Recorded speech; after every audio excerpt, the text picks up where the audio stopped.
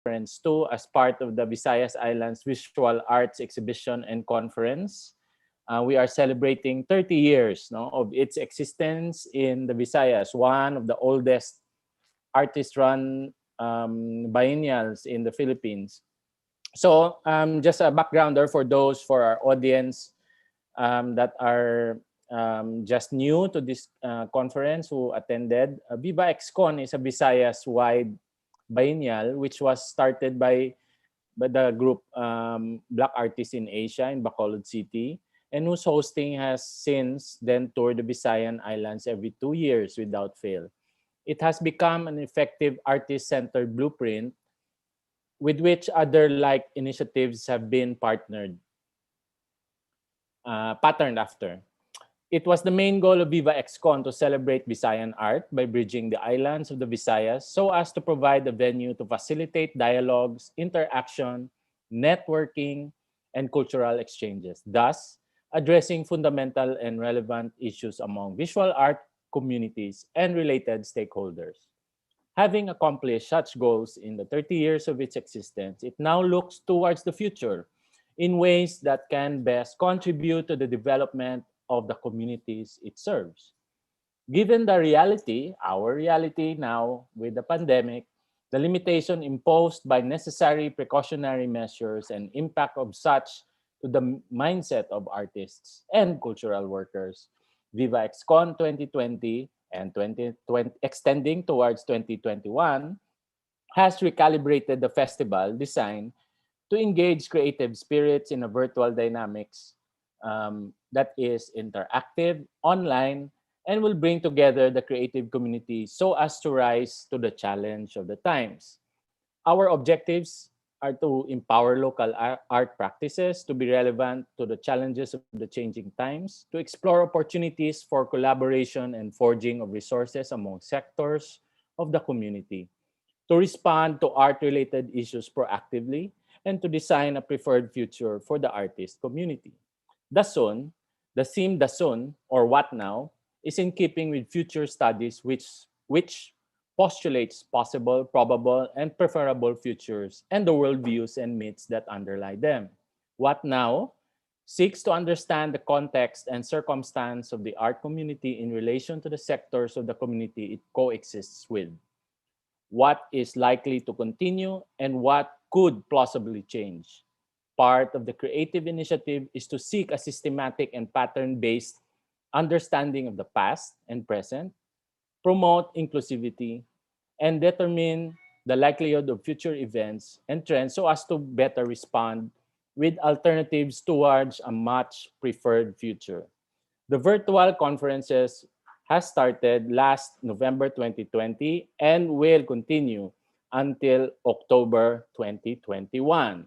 So Viva ExCon will be running for the first time one of the longest running biennials in the Philippines. So for today's session for VCon 2, we have a seminar on a possible exhibition, Node 2, which features curators and artists of the Kalibutan exhibition, The World in Mind, which focuses on intimacies and communities of practices. I would like to introduce first our regional curators, which is headed by our head curator, Dr. Patrick Flores. Our first curator, slide please.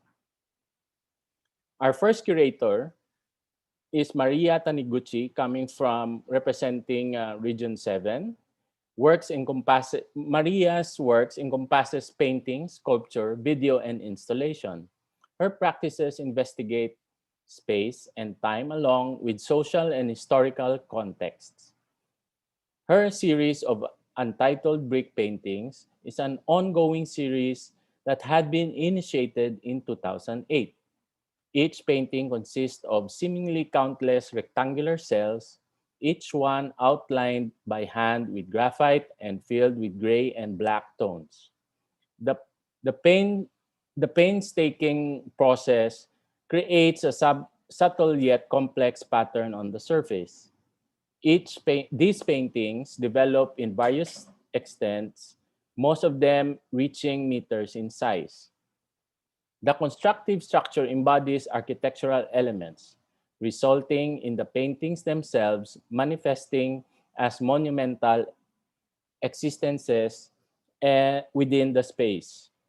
The artist has referred to her brick paintings as the fundamental root of her larger artistic practice, while the other artworks, such as sculptures and installations, are reflection or refractions of it. Maria was born in Dumaguete City, Philippines in 1981. She won the Hugo Boss Asia Art Award in 2015 and was a Lux Associate Artist in 2009. Recent exhibitions include the 12th Gwangju Biennial Imagine Borders at the Gwangju Biennial Exhibition Center in South Korea, 2018. 21st Biennial of Sydney, Superposition, Equilibrium and Engagement, Museum of Contemporary Art, Australia in 2018. History of a Vanishing Present, a prologue, The Mistake Room at Los Angeles, 2016. Afterwork at Parasite, Hong Kong in 2016. Global, New Sensorium, ZKM Center for Art and Media, Karlsruhe, Germany in 2016. The Vex Contemporary Museum of Contemporary Art and Design in Manila, 2015. And the 8th Asia Pacific Triennial of Contemporary Art at Kagoma, Brisbane, 2015. Her work is held in a number of collections, including M Plus Museum in Hong Kong, the Berger Collection in Hong Kong, KDIS Art Foundation in San Francisco, Kagoma, Brisbane, and the K11 Art Foundation, Shanghai. Ladies and gentlemen, please welcome one of our curators in Region 7, a friend and colleague, Maria Taniguchi. Hi, Manny. Happy Valentine's. Okay, so mayang buntag sa inyong tanan. Welcome to Node 2 of this series, in which in the following weeks you'll be hearing from my fellow curators and their artists. So before I introduce my artist to you, I would just like to speak bit shortly about how I guess it came to the selection of artists. No, I was born in Dumaguete, but actually now reside in Manila, and this is where I met retired artists for the first time around maybe 10 years ago. So I've known about retired artist practice for quite a long time, and I've been following her work for quite some time. It really pleased me to know that she was moving to Dumaguete, and it was a surprise, but also it made me really happy. And as for Gabi Nasarena,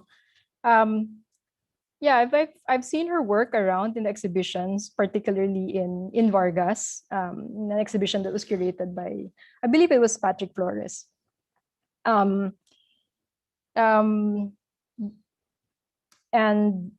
so I, since the research phase of this exhibition happened at the same time as the beginning of COVID, most of our conversations between myself and retired artists, and between myself and Gabi Nasarena, just happened online.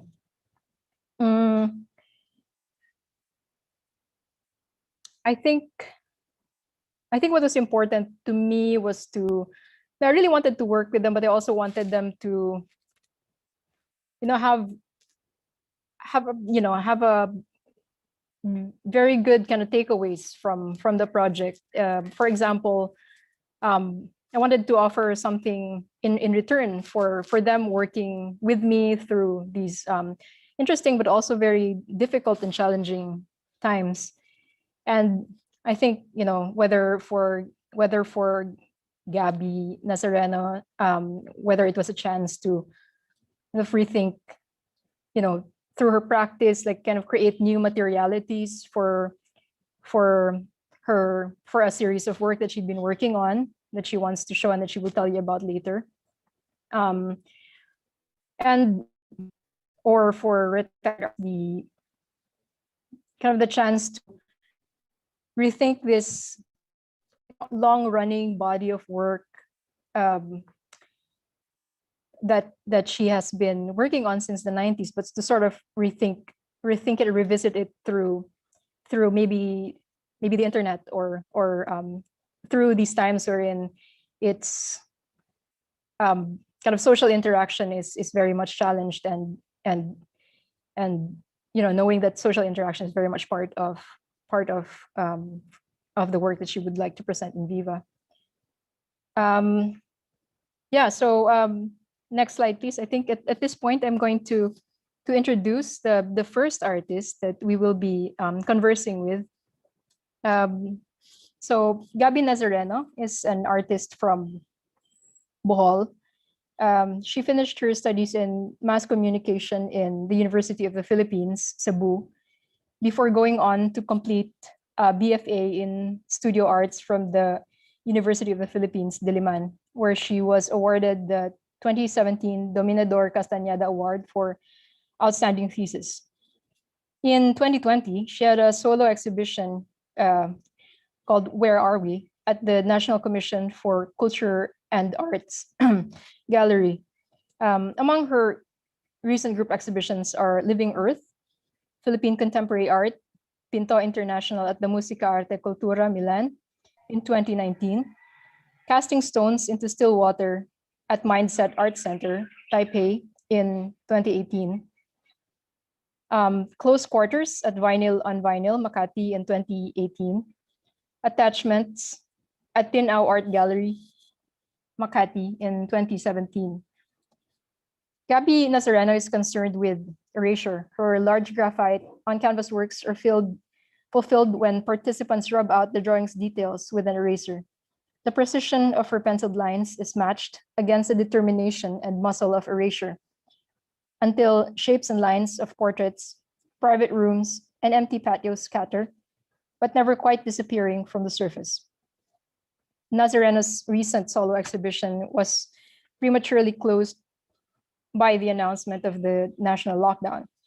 So now on display at her home, her recent work remains in stasis, scenes of internal life intact to be erased by the public when public life resumes.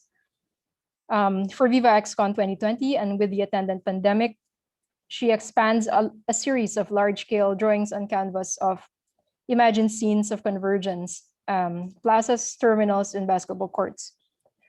These spaces expect return. People appear to have only momentarily gone. Yet the timing of the pandemic extends dispersal into an enduring emptiness. While in wait, the audience will be asked to erase the hand-drawn images through erasure as a form of reverse mark making. So welcome, Gabi. Good morning. Hello. Good morning. Okay, Hi, can you hear me? Kamusta ka? Okay lang. Buhi pa. Buhay pa. May buntag. May buntag. So mag-start na ta, no? So Gabi has prepared for us a presentation in order to respond to 3 questions. So Gabi, can we have your first slide? Okay, next slide. So I believe we're going to flash the question. So the question is, can you briefly talk about your practice in the art and cultural scene and how it is in one way or another linked to the Visayas? And with this as entry point, please reflect on that scene and how you relate to it. So next slide. My works are mostly figurative, often showing a frank demonstration of my views and questions on identity, memory, human sensibility, existence, and death. Next slide. I consider myself fairly new to this practice, having only started right after graduation a few years back. Next slide. But one could say that my participation in the art and culture scene was fairly regular, even while I was a student at the College of Fine Arts in UP Diliman. Next slide. Next slide. Next slide. I participated in different group shows, and in one way or another brought my Visayanness with, in, and through me. Next slide. What comes to mind when asked what linked my practice to the Visayas was our group show, Sugid. Next slide.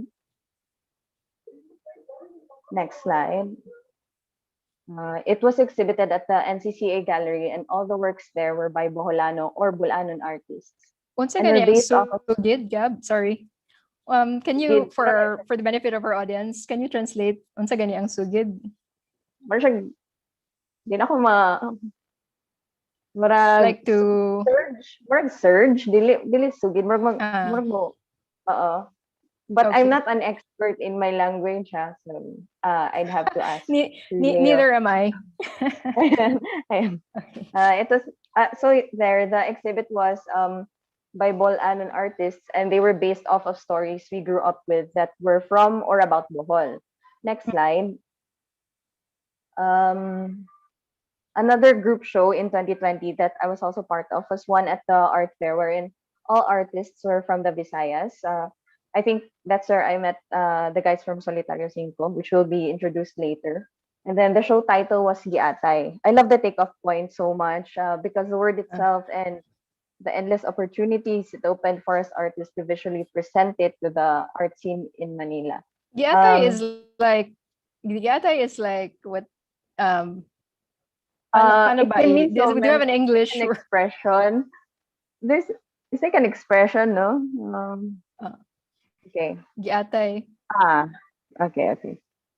I think it's more like So I'm sorry. I don't know if I there's have to apologize to the direct- audience, or you're speaking to people who are not experts. Yeah, I can't para quite find expression lang siya. Yeah. Anyway, just to Like, put it oh out no, there. it's more like a oh no, right? Not really. No. Because atay is liver, but it's not really. I don't think there's a direct English translation to giatay, but it's a Bisaya expression. But anyway, I enjoyed that show. So moving on, I'm not saying that I am the epitome of Visayan artist, only that I am an artist from the Visayas, specifically Bohol, where our family's roots are. Actually, when I was younger, my mother's practice as a doctor required for us to move around a lot in the Philippines. But this strong Visayan woman never let us, my sister and I, forget our roots. So no matter where the wind takes me, as cliche as that may sound, I'll always come back to the Visayas, to Bohol, and it will always be a part of me. The memories, language, humor, and general sensibility. I am linked to the Visayas because it's the place I consider my true home, and whether consciously or unconsciously, that will bleed through my art at times. Next slide. Next slide. Okay, so moving on to to this next question. How do you respond as an artist to the proposition of Kalibutan, the world in mind? How does that framework resonate with your interests as an artist in general, as an artist who has links with the Visayas? So as someone who grew up living in different parts of the Philippines and eventually come home to Bohol, I celebrate the diversity of my memories and experiences, often drawing from them. My works are musings about the world around me and the world within. So I think it's quite fortunate that the takeoff point of this year's VIVA ExCon, a word that stands for, which is Kalibutan, a word that stands for the world and consciousness in one breath is already in line with my own interest in art as a medium for introspection.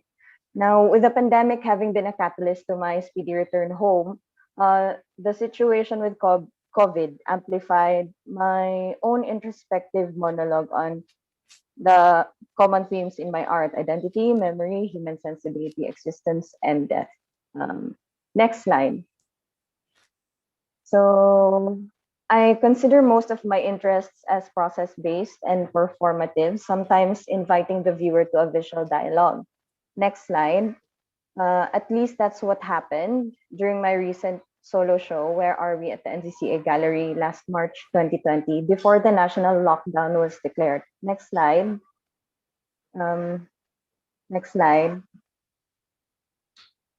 This exhibit was a continuation of my undergraduate thesis, which aimed to show the process of erasure as a metaphor to the destructive outcome of Alzheimer's disease. And then in this particular show, it tackled another stage because previously it was about forgetting crucial family members, and now this tackled disorientation to space. Next slide. Next slide. I created large-scale drawings of an imagined space and asked the viewers to embody the impersonal force, which is Alzheimer's disease, by having them erase my drawings throughout the duration of the show. Next slide. Next slide. Next slide. Next slide. Okay. So, sorry. I move back up. Okay. So, third question for you is, how do you decide on your project for Kalibutan, and what was the process and method involved in your research and reflection?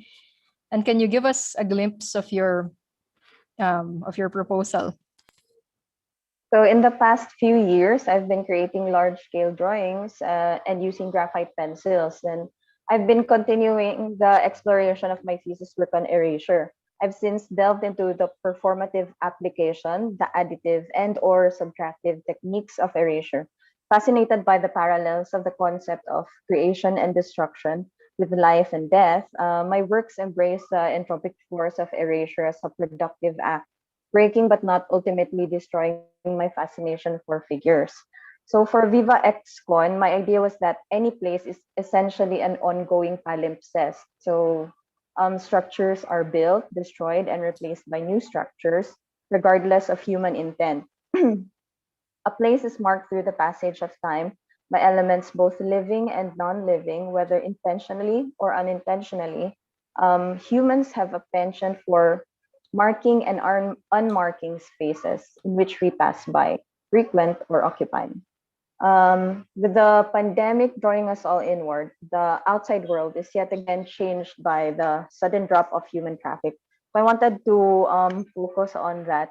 So my drawings will focus on recreating from memory areas of convergence of a community, like the beach, basketball court, church, plaza, you get it. Next slide. So these are just my next slide. So can you maybe So these are just just describe? This, okay, ayan. Instead of using large canvases, I decided to use my studio wall. Maria helped me with this, parang to get to this point na why not draw a mural, parang ganun. But I can't really use the wall directly because it will have issues with transport. So I created a thin wall-like layer of paper on the wall as an adjustment for future transport. From there, I'm sorry. It's okay. Go ahead, Yeah. Gabi. Life goes on.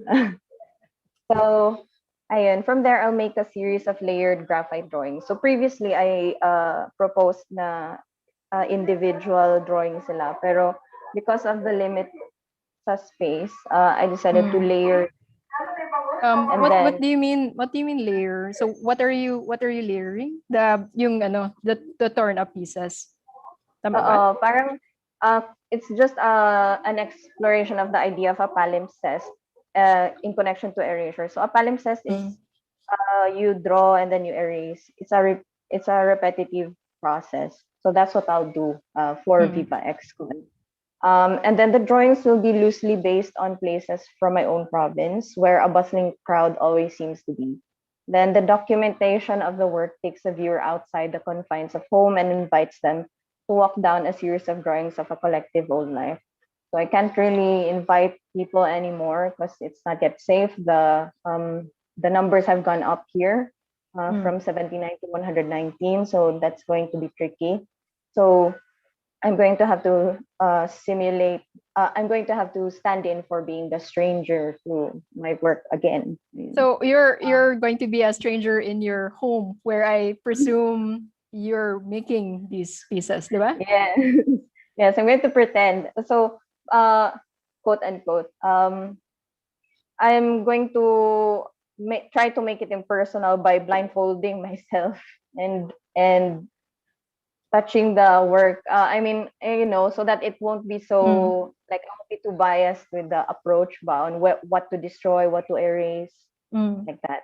So it's still an exploration of my previous work. Yeah, that's so interesting. You have to like create this fiction for yourself, as part of this process. Because because the logistics of inviting strangers and then there's no tests yet to confirm. Yeah. Can you describe further like what the need for, because I didn't really catch it very well earlier, like the need for strangers, like people particularly are have not encountered the work before or are not yet. Like dili mo friends, wala dili mo kaila.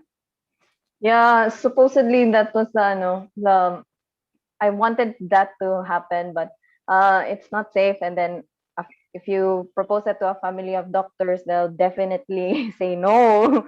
And then considering that I have a respiratory problem, it's out of the question. So I decided to adjust the proposal and just pretend to be that stranger. So the purpose really of strangers is that I wanted them to introduce an impersonal element to the work, supposedly. Okay.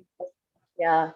But then since it's no longer available, I had to embody the stranger and blindfold myself and just go at it every time. So yeah. Now there was a write-up that was also a takeaway point. Next slide.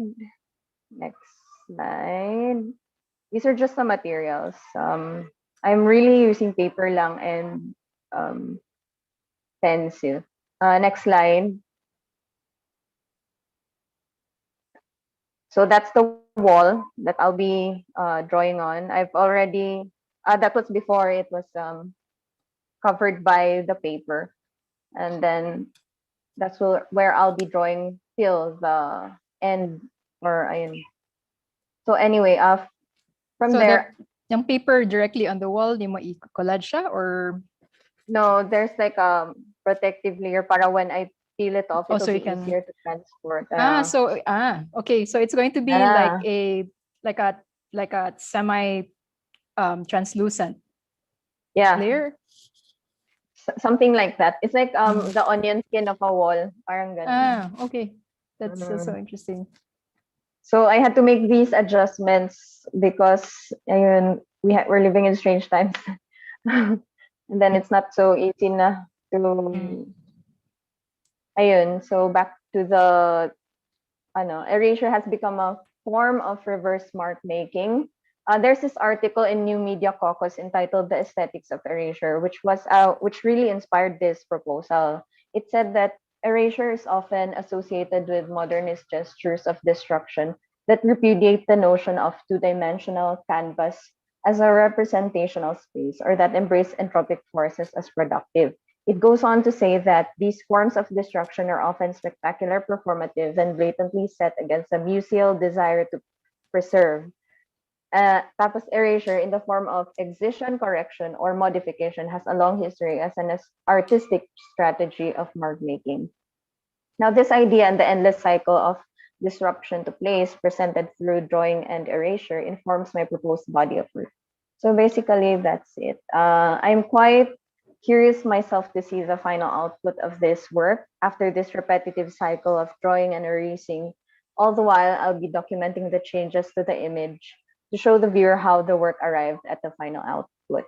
So I'll be embodying two elements. I'm the artist and the stranger for this work. And Wonderful. fingers crossed. And next Wonderful. slide. So next slide. So thank you Okay. for listening. Thank you, Kaayo Gab. That's a wonderful presentation. And I'm really excited for how the work is going to, sounds like it's going in a really wonderful direction. And the videos that Gabby mentioned, like the in progress videos, I think we might be able to post a couple of those on the website. So Yes, so watch that space. All right. So I'm now going to introduce the other artist that I am working with. Retired artist So retired artist completed a BFA in painting from the University of the Philippines, Diliman in 1992. After which she obtained an MFA in painting from the Paris American Academy in 1994 and a summa cum laude diploma from the École des Beaux-Arts in 1996, after which she received studio grants from the City of Paris and the French Ministry of Culture. She has had numerous solo exhibitions and performances in spaces such as the Musée d'Art Moderne in Paris, Musée Calvet in Avignon, and Surrounded by Water in Manila, Silver Lens Gallery in Manila, Temporary Contemporary in London. In several versions of Harana, first performed in 1996 and subsequently reperformed in 13 iterations, the artist is seated before a sack of carrots that she sings to, slowly peeling and shaping each carrot into a flower until the sack is empty. Returning since her last performance in 2010 and now based in Dumaguete City, Negros Oriental, retired artist participates in VIVA ExCon with Harana 14, the 14th performance since its iteration in 1996. The work recurs. The artist and her collaborators are seated, singing, peeling, and sculpting, referencing acts of remembering and the notions of placement, citing, apparition, gift, and offering. Performed from her home, Harana 14 will be screened in the Negros Museum and Auditorium, while co-performers will possibly from a call for participation in social media will take the sculpted offerings to various locations. So welcome, RA, retired artist. Hello, can you hear me? Hi, yeah, loud and clear. Loud and clear. Good morning. Good morning. I know we have three questions to answer, and I prepared a video to answer your first question. Okay. Maria, you will excuse me if I fumble with my words, kasi No worries. it's been a while since I've worked. You know that I am a retired artist, and it takes a while, to remember things. It's not that I've grown too old, but I really appreciate the fact that we're working together. I am humbled that VIVA 2020 has accepted to present my work. And let's go. May I share now?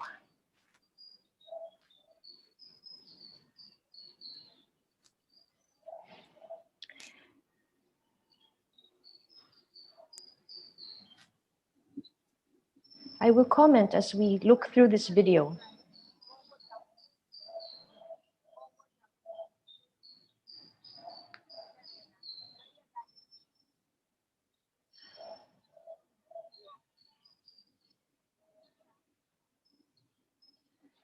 Good morning, viewers, guests, listeners to this webinar. I am the retired artist. I think the first question that Maria wanted us to answer to was to talk about our practice in the cultural scene, how it is in one way linked to the Visayas. And I could only probably comment on how it is in Dumaguete City, the land of the gentle people. I show you this video of a short tricycle ride to Maria's home, which I visited before the lockdown. I feel privileged because there are so many connections in my position at the moment in Viva 2020. But my art practice is linked only to the Visayas by serendipity. I only moved to the Dumaguete City in 2019. Although I lived abroad in the 1990s and I could have stayed, my plan was really to come back to the Philippines, but not live in Manila, live in the regions. Home has been 14 different addresses since 1990. And for the meantime, Dumaguete City is now my adoptive town for the following reasons. Here, I can walk just across the street to buy my bread, to eat home-cooked meals at a fair price. Commuting is not more than 5 to 10 minutes. Here, food still carries the smell of firewood. The air has a touch of salt. The view is green. If you ask me what I think about the cultural scene, well, there are annual street festivals and fiestas. This is mainstream that I witness from a distance.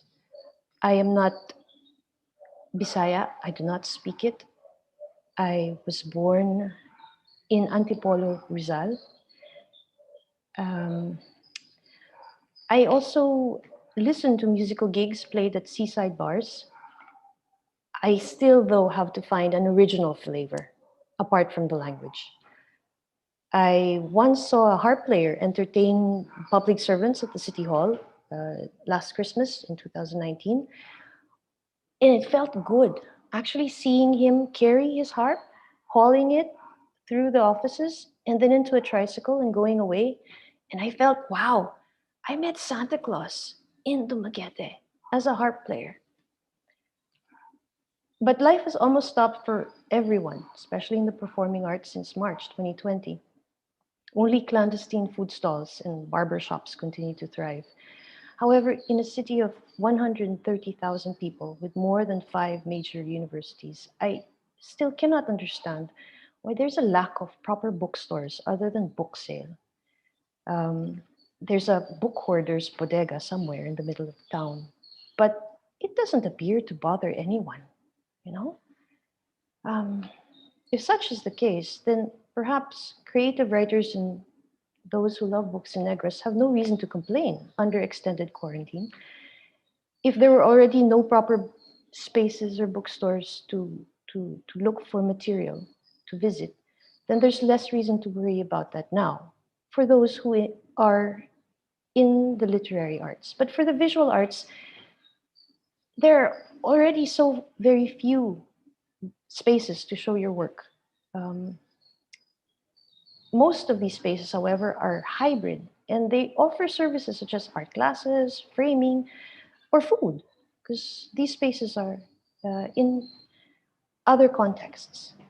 I've been asked whether I miss the kind of privately sponsored and keenly organized happening for a usual art crowd found abroad or in Manila. Fortunately, not. Being in the region, although it is mapped, but not necessarily engaged in the art, it is this setting that I intentionally look for my work. A place where there is nothing that resembles art, a place with misintentioned, accidental spaces and encounters. I guess I try to always remember what one of these artists I worked with in Paris told me when she found out that I came from the Philippines. And for her, probably the Philippines was like this forest. She said, it's almost impossible to make art in the forest, no? I suppose I am in Negros to prove or to disprove that mindset. Maria?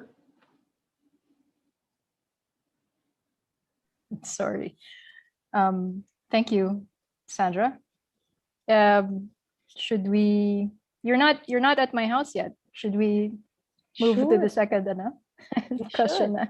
Yeah. Yeah. Okay. So, the second question for Sandra is, how how how would you respond to, as an artist, how would you respond to the proposition of Kalibutan, the world in mind, and how does this framework resonate with your interests, as in general as an artist, but also as an artist with now recent links to the Visayas?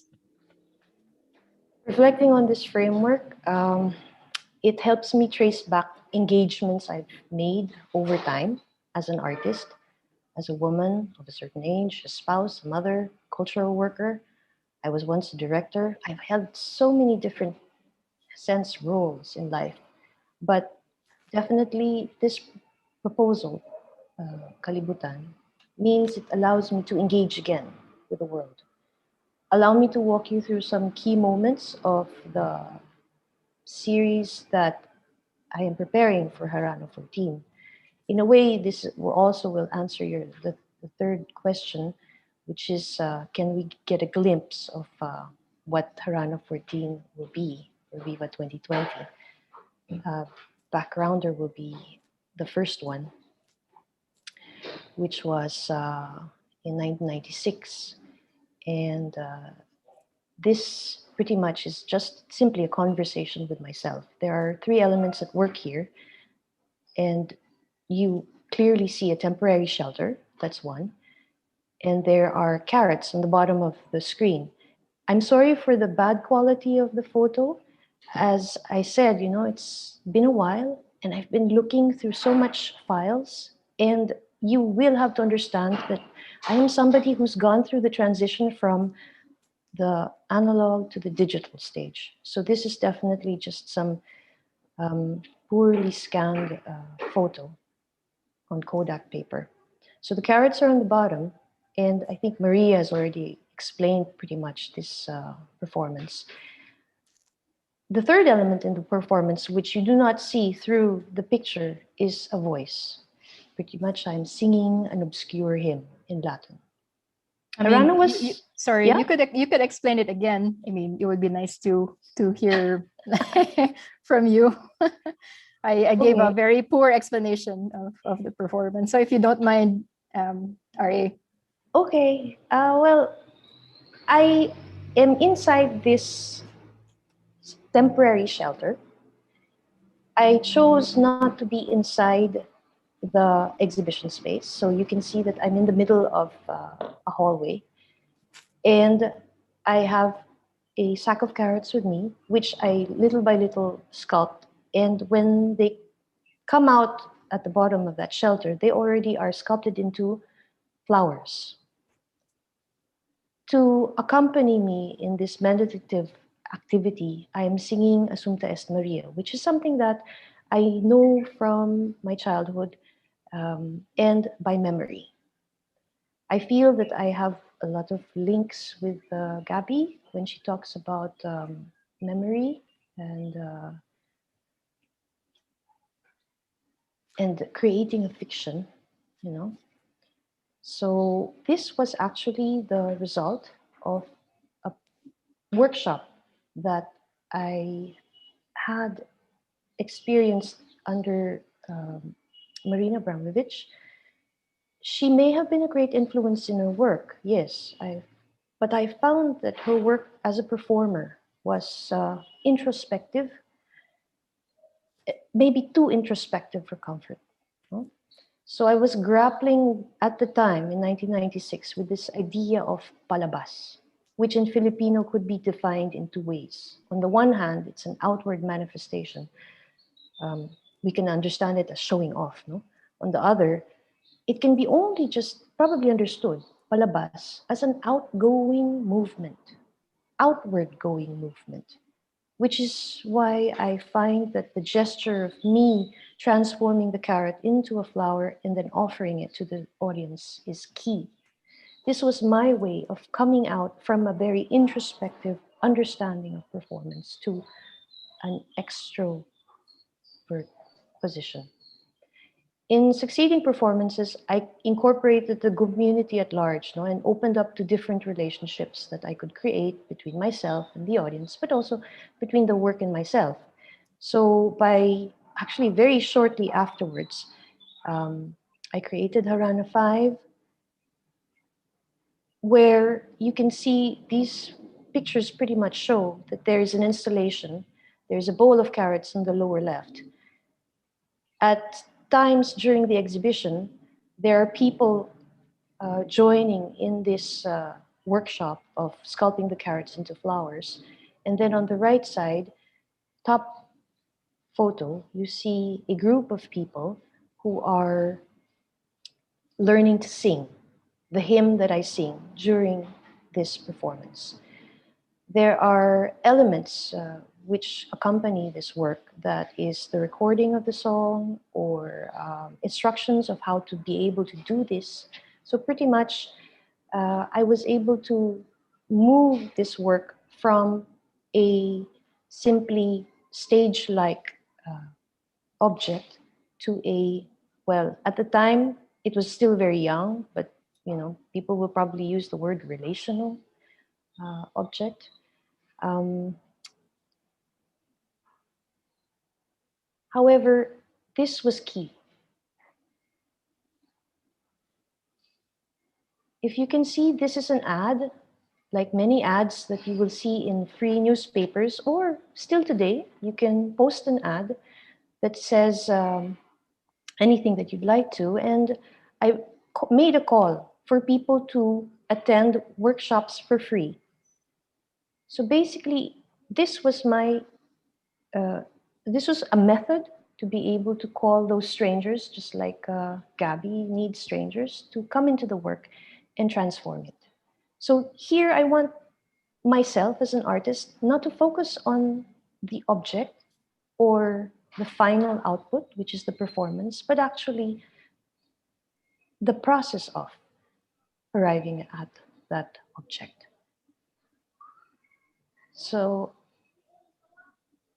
in 2002, that is 6 years after, I make Harana 10. Again, excuse for the really poor quality. This was still being shot on VHS, Betamax.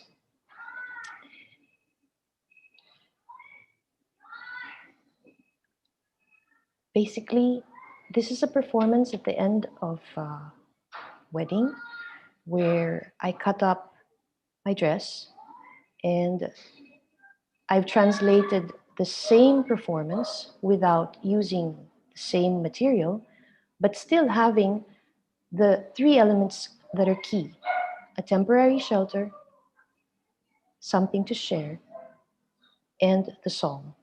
So the song was something in Filipino.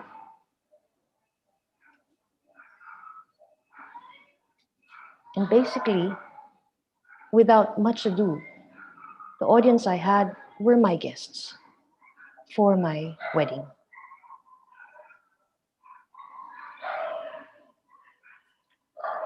In 2010. I am already in the Philippines. And basically, I want to erase the fact that I am an artist, because I felt that you could do so much more than just being one. And I share again with Gabi that method of erasure. And so that's why I had to somehow be able to explain it by a persona. This work actually comes all the way back from, and this little anecdote, a postcard or calling card. On one side, I made it in 1996, where I write in misspelled French, Je m'appelle Sandra Palomar. My name is Sandra Palomar. And when you turn the postcard, it says something in Tagalog that for a French, he probably would naturally ask me, what does that mean? The anecdote is, I was working with an artist And after 2 years working with him in the studio, he tells me, you know what? You're telling me that you want to finish your studies here in the Beaux-Arts. After 2 years, I still don't know your name.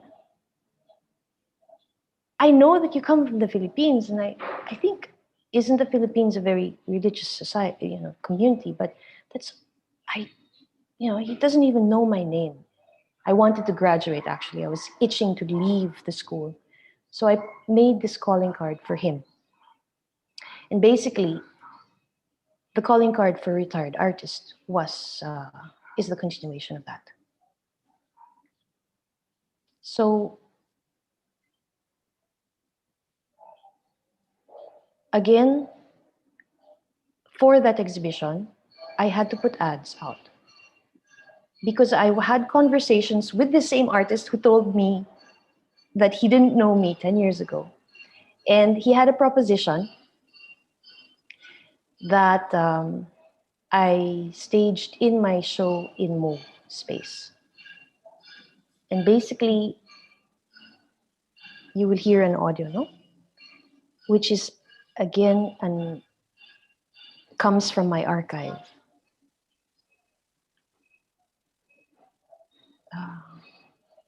Oh, sorry.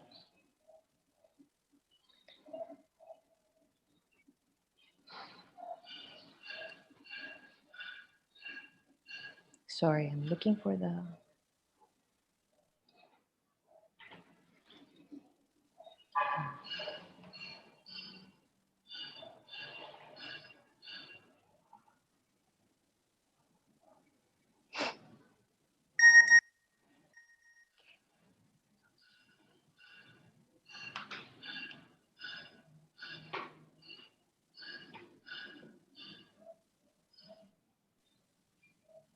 Excuse the glitch, Maria. No worries, no worries. Is it playing already?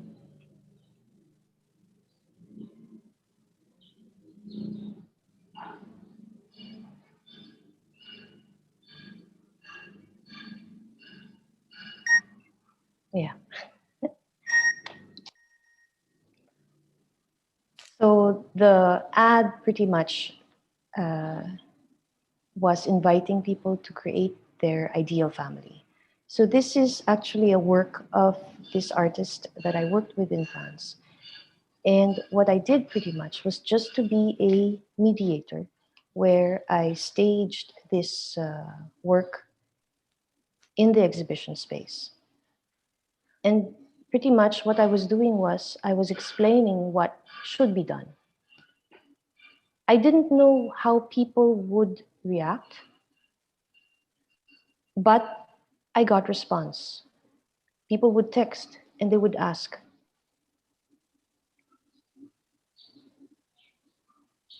And these are actually just strictly encoded from those text messages in 2010. Okay? I felt that at the time, I was already able to communicate with an audience remotely without actually meeting them, without even actually asking them to come all the way to a posh white cube and experience a work. So through these conversations, I think enough I had performed.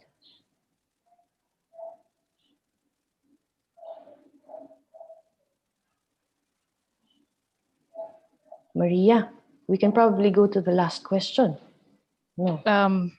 Yeah, but I think you sort of touched on the last question, from this. Yeah, we have maybe a couple minutes more.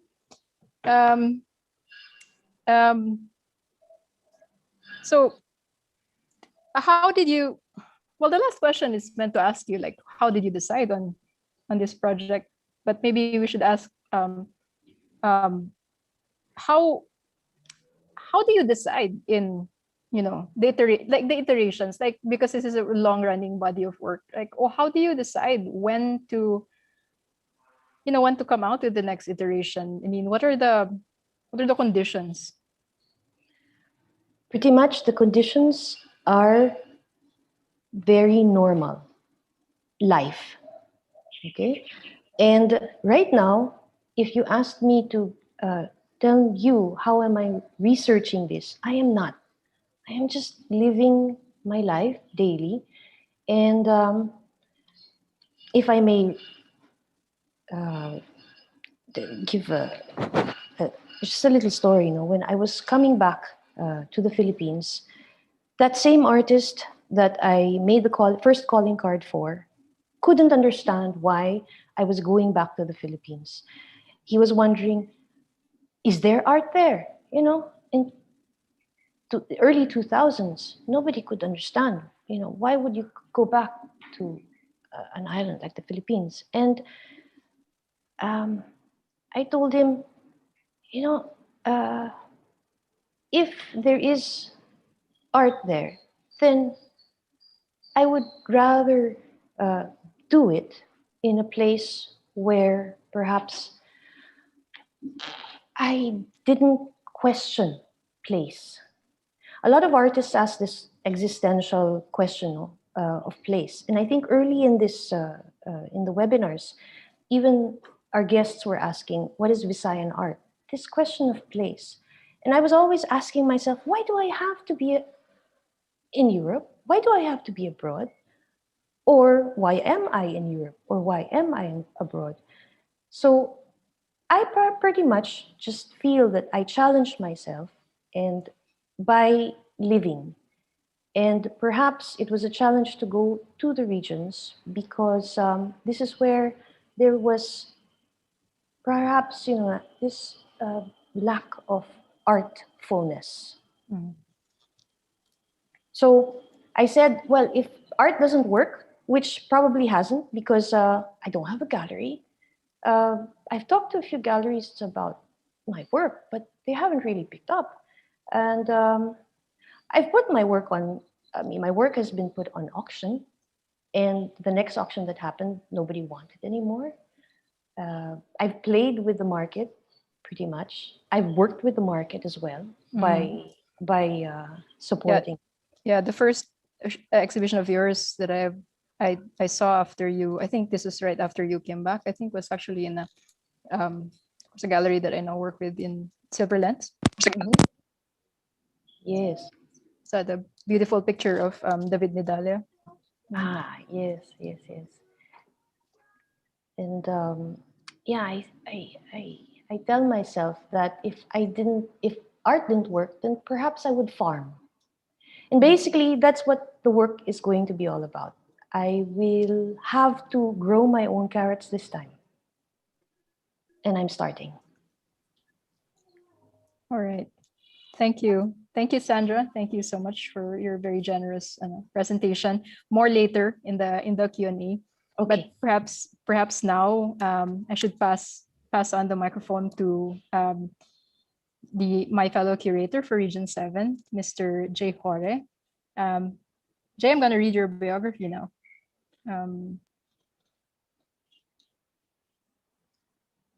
Okay, so Jaynathan Tihore is an assistant professor of fine arts of the University of the Philippines, Cebu, teaching art history, theory and criticism, graphic and product design courses. Since 2018, he has been the curator and director of the Jose Tihoya Gallery in UP Cebu and the coordinator of the Office for Initiatives in Culture and the Arts.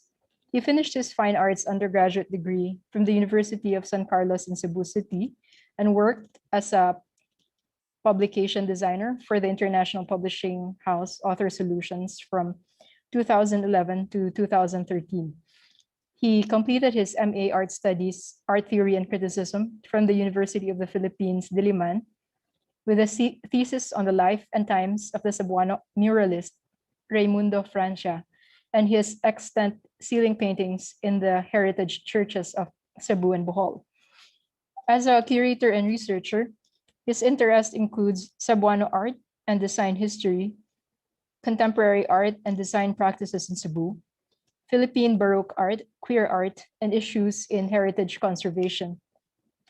He recently curated the retrospectives Balik Tanaw on the Cebuano art cubist Celso Pepito and Latagaw ug Utok on the cartoonist and illustrator Joshua Cabrera at the Jose T. Hoya Gallery.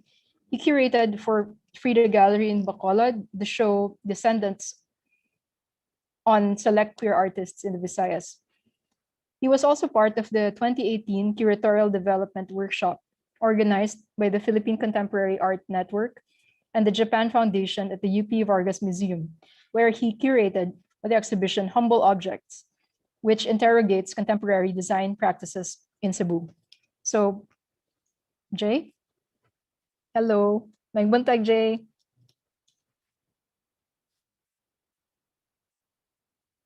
Mayong buntag. Hi, Maria. Thank you for reading my bio. And yeah, good morning sa tanan. Good morning sa mga fellow artists nato, Gabi and retired artist, Gabi from Bohol and retired artist from Dumaguete. I am here in the studio of Kidlat, one of our artists for Cebu, Solitario Cinco, and the rest of the members of the Solitario Cinco are here also with me. So I'm joining space with them. I'm joining camera with them. This morning, allow me to introduce to you the projects that I am working with together with the artists in Cebu and designers in Cebu for Kalibutan, the World in Mind exhibition. So first, allow me to introduce the project with my fellow faculty in the UP Fine Arts program of UP Cebu, Mona Alcudia.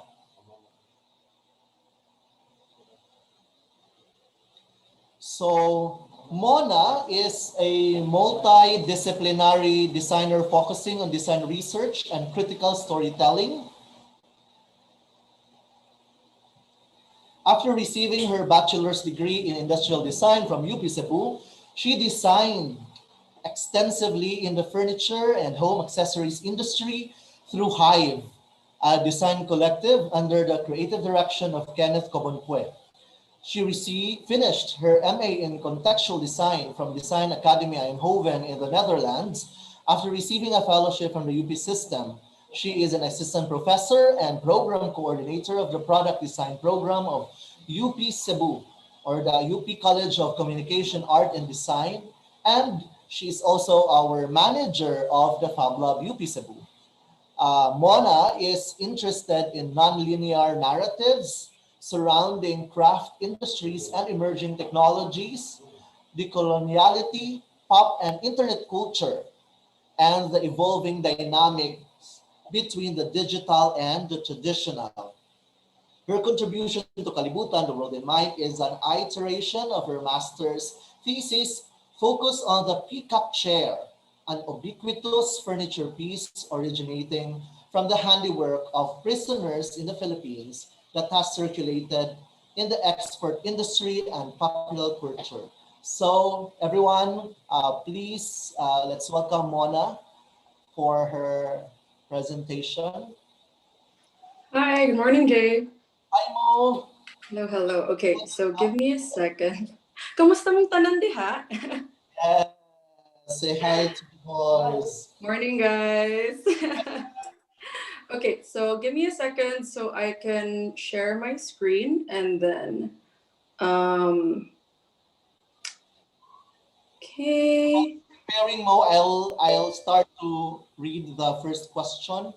So basically, Mo, can you briefly talk about your practice in the art and culture scene in Cebu and how it's linked to the Visayas? And with this as your entry point, what can you say? Reflections on how Cebu as an art scene? Okay, so let me first start off by introducing myself, since I also have a bit of a slightly different background from the other creative practitioners here. So first of all, morning everyone, my name is Mona Alcudia, and I'm currently a colleague of Jay here in the UP Cebu College of Communication, Art and Design, and I am also an assistant professor and program coordinator for the product design program. And aside from that, I also manage a makerspace or a digital fabrication laboratory. But in terms of how I really started out in the creative industry or scene here in Cebu, it was really from going into the fine arts program and taking up industrial design.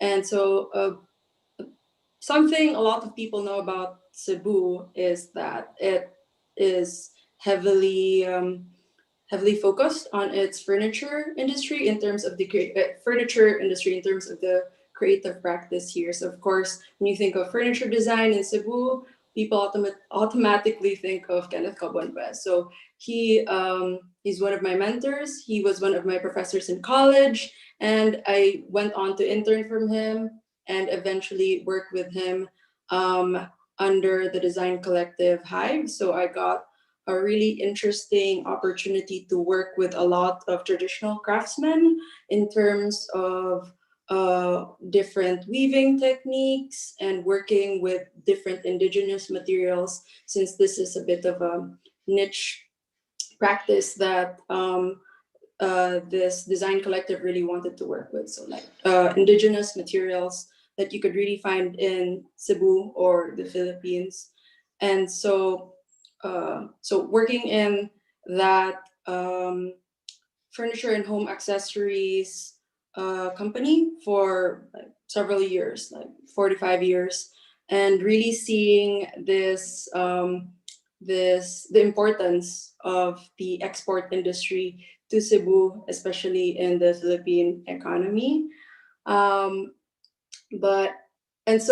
Basically, I really got to express my creative side there, because I'm also a bit of I really wanted to take up studio arts, but you know how it is with a lot of very conservative families where like, okay, you want to go into art, why don't you try design?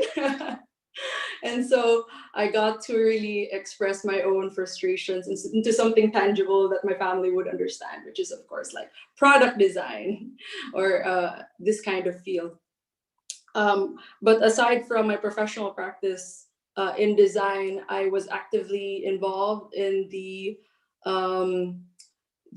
local street art scene in terms of documentation with Street Connect, and also organizing a lot of community events between the art and music scene, working heavily with different musicians, and through the medium of paper art and material manipulation, because this is an aspect, of my professional practice that I could integrate into my own personal art practice, which is tactility and using paper as a medium, because this is something I heavily do in terms of prototyping.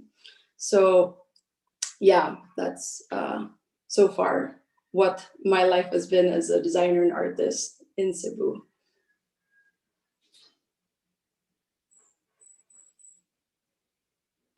Thank you, Mo. So basically, it's really important to consider this relationship, especially for the creative community of Cebu. Cebu is been designated recently as a creative city of design, and then it's important that through your work and through the project that you're going to create for Kalibutan, a new kind of understanding, especially for Cebuanos ourselves, to understand the intricacies of the creative industries. It's not always a very clean or very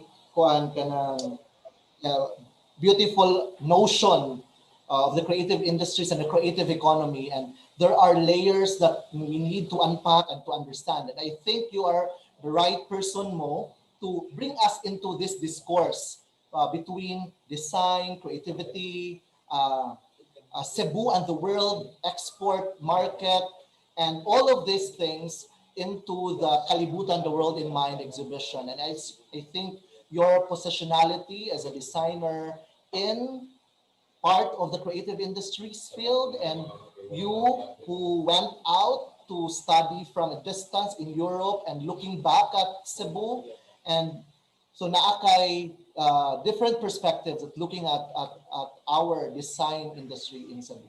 So Mo, let's move to another question. No, in relation to the first one. So when I invited you to be part of this exhibition, I'm actually very excited because I know I've seen your project in your thesis project, and I really like it.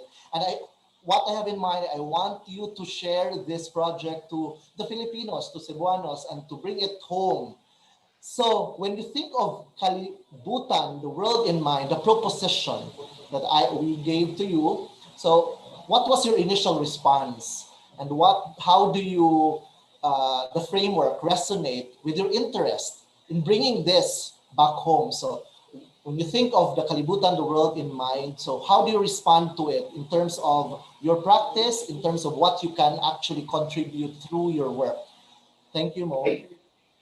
Very good question. So I think the Kalibutan, or actually going out to seeing the world, really going out to see the world changed my worldview of the design practice, and how the kind of design practice we have in Cebu is very different from the one being practiced in the country I moved in. So when I took my master's in the Netherlands, I specifically chose Dutch design is because one aspect of the export company that I worked in is that it subcontracted works from a lot of Dutch designers, but it had to do it very anonymously.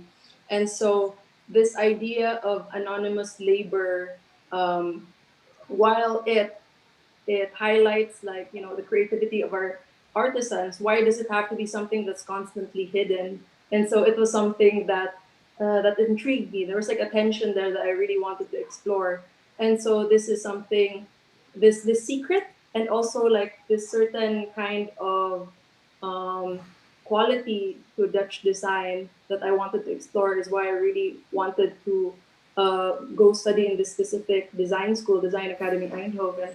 And so by moving to this particular school and experiencing it, and biking every day from my house to the university, and distinctly feeling this feeling of otherness, especially because I was the only Filipino in the entire master's program and also the entire school. I'm actually the first Filipino in the master's program. So when people ask me like what Filipino design is like, it's because they genuinely don't know much about it, or they haven't really heard about it except for maybe a few names, or just the general idea of tropicality and beaches. And so this is, or weaving specifically, weaving, any woven kind of material is very Filipino or very Southeast Asian for them.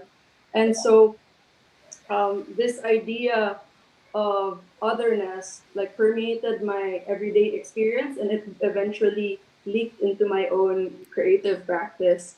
And so it worked very well with, okay, so this is, we eventually arrived to the school itself.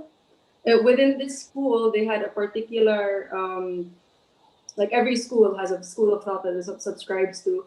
And they're very well known for developing either very talented makers and very talented thinkers. And because they like to make that kind of dichotomy, they want you to integrate both aspects into your practice about, you know, critical thinking, but also tactility and materiality. But you also have to remember like what is your strength between those two. And this is something that was very interesting about like the kind of graduates that came from that school. And so aside from that, they always try to make you really try to understand like how you should structure your own creative practice. And since I was in the contextual design program, I was really fascinated with the idea of context and taking from the zeitgeist and really focusing on research with topics that are not necessarily related to design or the creative practice. So whether that is through geopolitics, pop culture, ecology, and then integrating it into my own practice, and then translating it through representation, intervention, or interaction, and finally like releasing it into the zeitgeist again. And so coming from just treating design and art as different things, I came into this experience where I could do both at the same time, or where people did not really try to question whether it was a design or an art object anymore, especially through the lens of criticality. So this is where I could see my current practice of critical storytelling really taking off by really focusing on topics that were that's still related to the Philippines to a certain extent, because I find myself constantly looking back at the Philippines, maybe because I was also really homesick. But I would maybe start off with a topic like gentrification of food cultures, because in this particular year, this was the year they said that 2017 would be the year for Filipino food as an international food trend. And that this, especially specifically for ube, it was going to be a very big trend, and there was a quality to it that was a bit I don't know if it bothered me, but there was something about it that that I wanted to understand, especially with this understanding of gentrification of food cultures.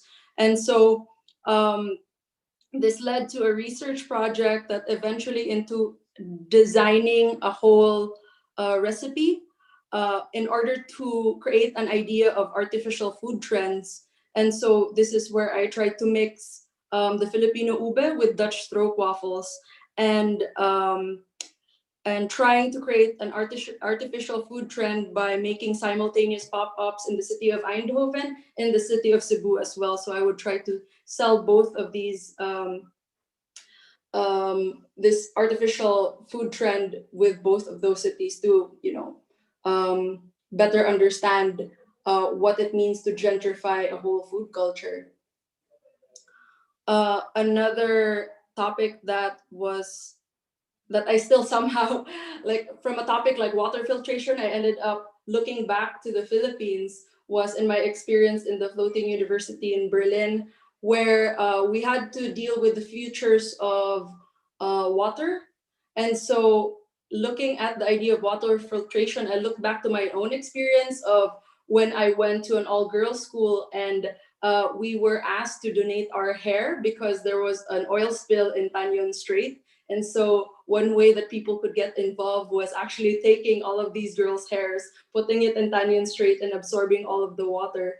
And so from that idea was born like building a salon within a water sanitation system in order to collect hair to help with the water filtration by designing these hair booms.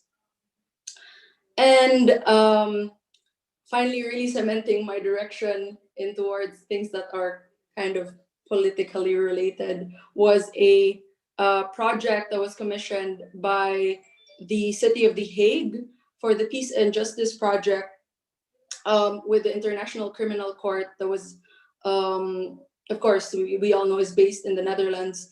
Was this was the year that, of course, Duterte was already in power, and so whenever people hear about me as a Filipino, automatically they seem to connect it with our president and the very famous war on drugs. And so this particular project was just trying to see this whole phenomenon from a macro view and trying to see it from a completely distant perspective, and trying to understand this whole phenomenon of the Philippine drug war through nonverbal communication and very, very limited verbal communication, body cues, and just the different expressions people gave when faced with this particular topic. So, and finally into my research into the peacock chair, more than just an object, but also as a metaphor, this multi-layered narrative around anonymity in craft labor and decoloniality.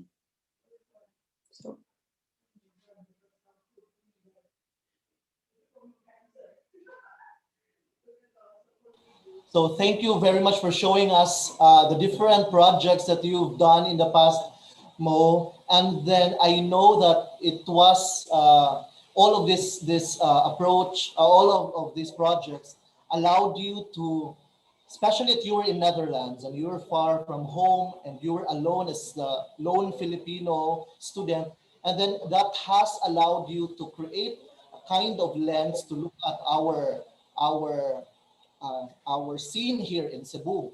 And so I know for a fact that you were really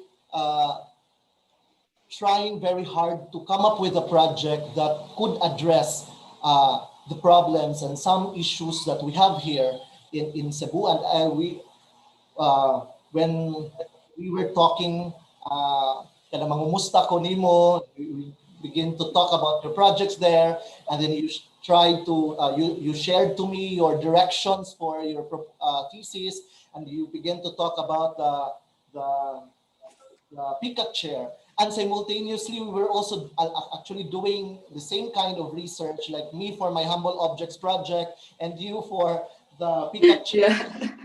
And so, Yeah, it's true. intersections mo, no? We were sharing readings that we go to and we reference to with our projects. And so I'm really happy that you were able to come up with the peacock chair and coming and really that your what you have earlier, what you have underscored, the maker and the thinker part, how it is very important in a project. And so I'm really excited how we can actually recontextualize it or bring the project back home, and how it can speak to us, to fellow designers, fellow creative people in Cebu, and even to those artisans, those owners of factories, manufacturing factories for our creative industries. And yeah, this is quite a bit of a challenge, but I know you have already teased this out, and how we can proceed to bring home to bring home the project. Okay. Yeah. So I could give you a glimpse into the proposal first, I guess. So so of course, like I already mentioned, that I was already dealing with this kind of worldview where I was being seen as like not just me, but also but the kind of work that I do was like always connected with my Filipino-ness, and this view of that people had of like the Philippines as a very uh, exotic land, ideas of Orientalism, etc. And it also permeated into the kind of design work that they would like to associate me with. And so even if me myself, I found myself constantly associating uh, this kind of visual and material language into my work, as much as I would try to veer away from it.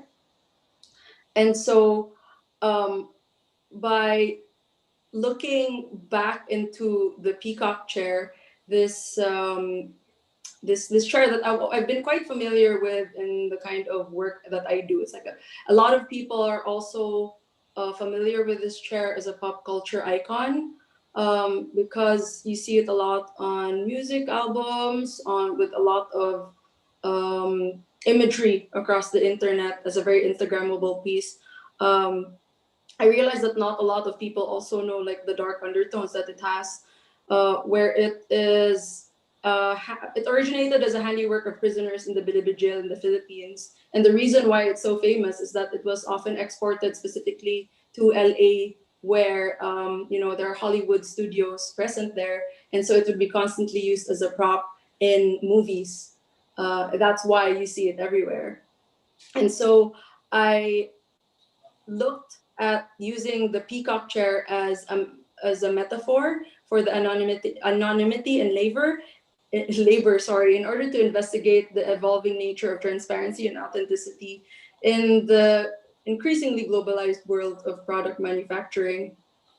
And so this chair, of course, has gone through so many meanings and so many layers. It represents very many different things in different cultures. Where in the US, it's often associated with the Black Panther movement and with Black Power.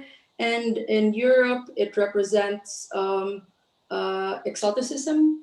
In the Philippines, it's a it's a heavily celebrated testament to the artisans that we have present here in our export culture.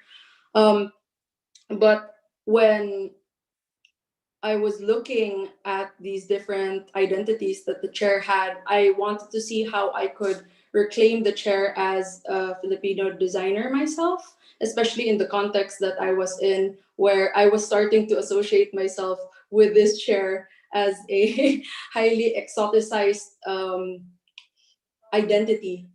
And so I looked at the idea of decolonization, specifically decolonization in design, and efforts with this would deal with questions like appearance or being seen. So how do the colonized and the colonizer appear to each other?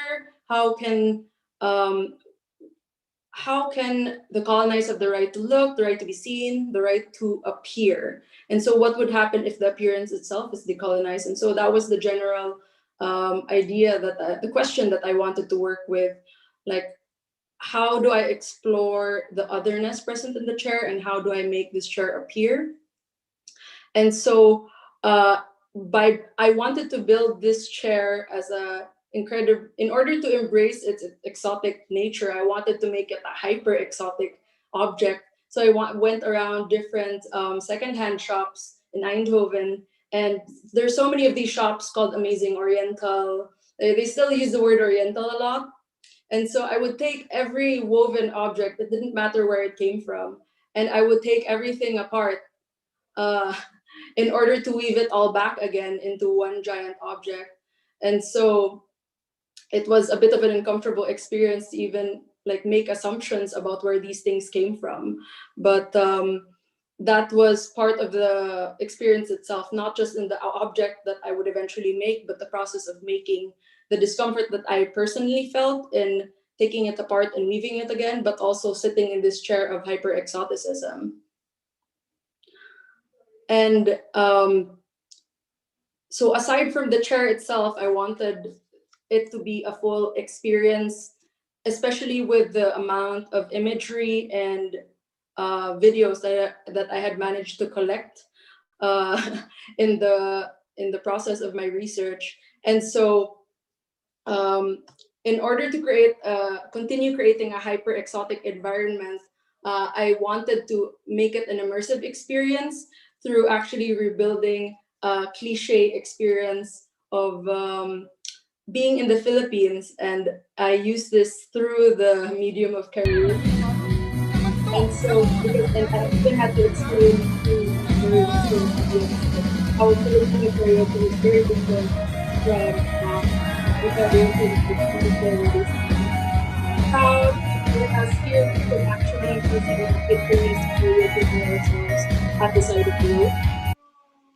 And so I managed to connect all of the images and videos that I had from my research and connect it to the kind of imagery that we already associate with karaoke, which is of course a lot of sexy girls, a lot of beaches, and throughout the course of time, like karaoke imagery is still, I don't know, it stands the test of time.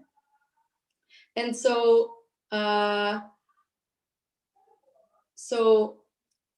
eventually I was able to build a whole karaoke machine, not just the imagery that was designed, through a mixture of laser cut. So my own experience in digital fabrication played into this as well. So I built my karaoke machine with laser cutting and coded it with Raspberry Pi from scratch.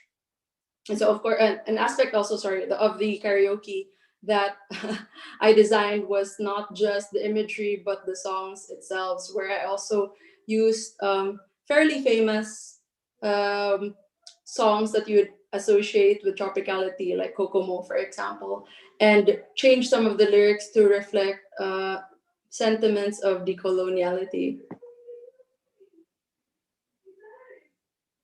Yeah, so this is, yes?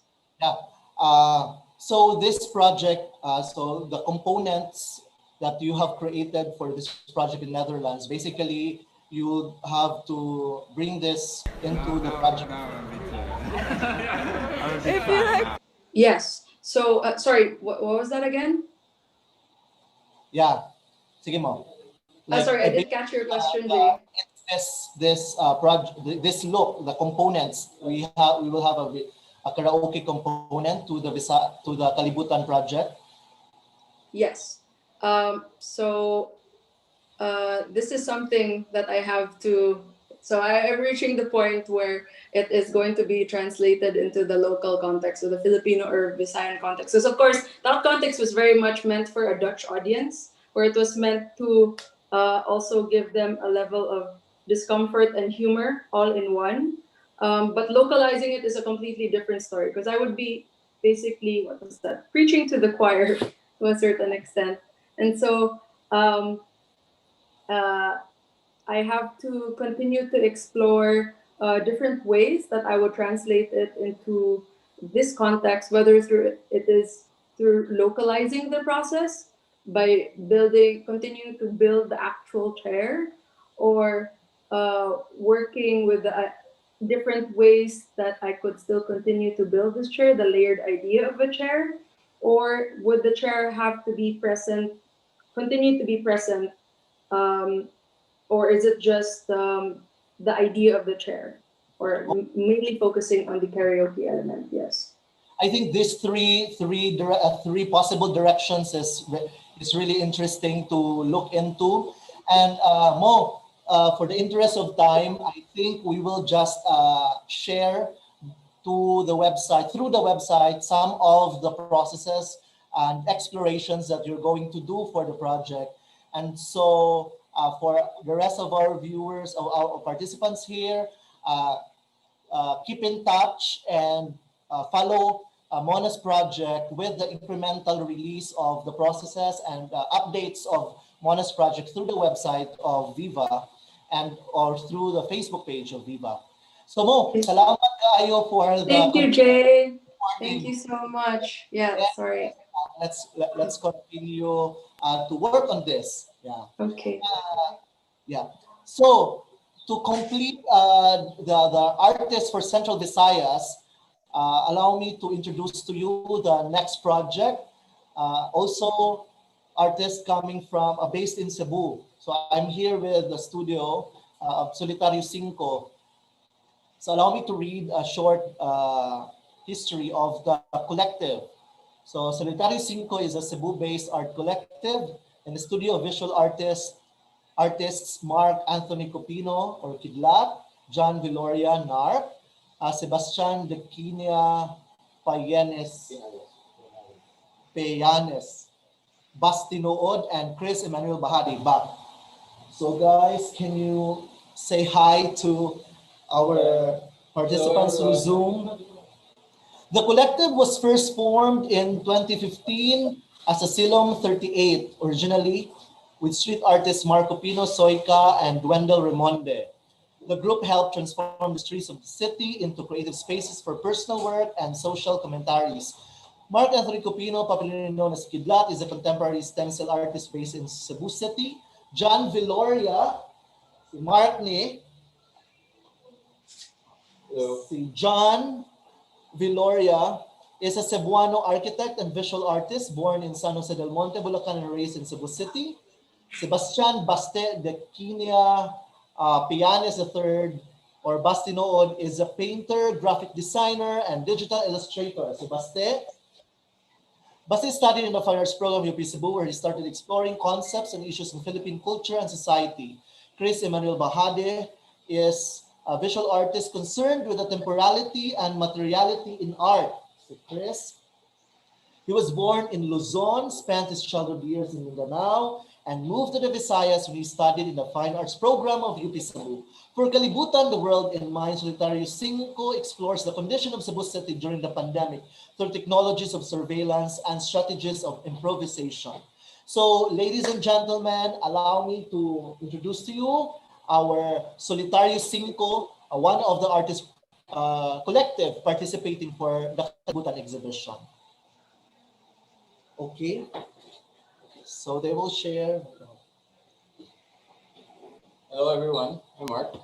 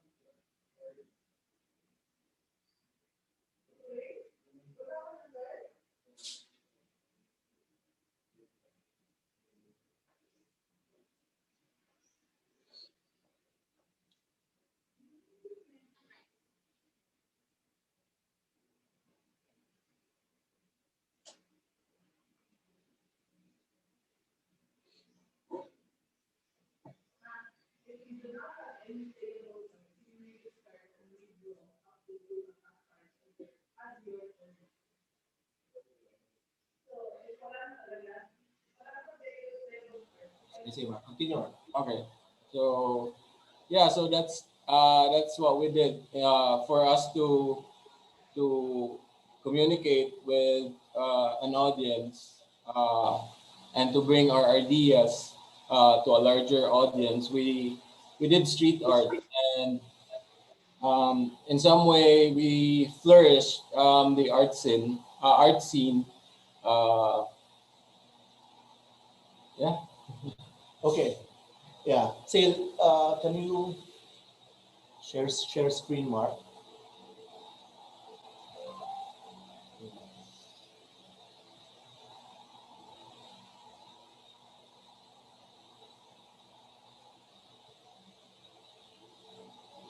Okay.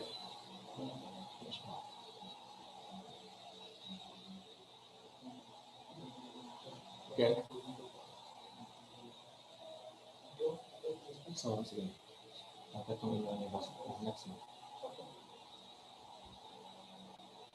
Yung mga works. So I'm going to talk about a little bit about Solitario Cinco. So Solitario Cinco was actually a gallery space run by us in our communal studio in Busay when we moved from our old studio. So we decided to create an alternative art space where artists can experiment with their work. So these are some of the works from Australian-based artist Ali Bennett. So she converted the studio into a restaurant, which was Chateau de Busay, that was near the space. This is from Bart Brothers, street artist from Cebu. So basically, the space offers a residency program where artists with no studio space or can work there. This is Grace Lockhart.